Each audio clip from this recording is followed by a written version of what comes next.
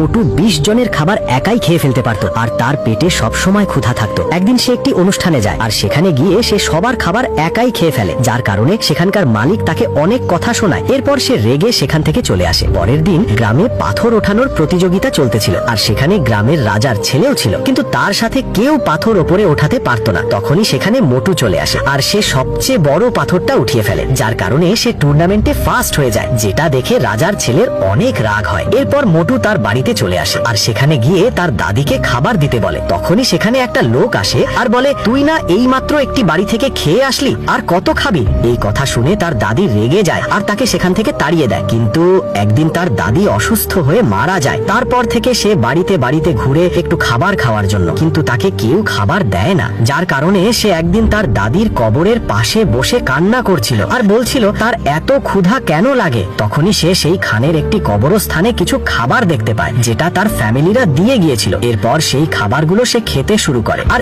এইভাবে তার দিন যাচ্ছিল। কবরের ভোজন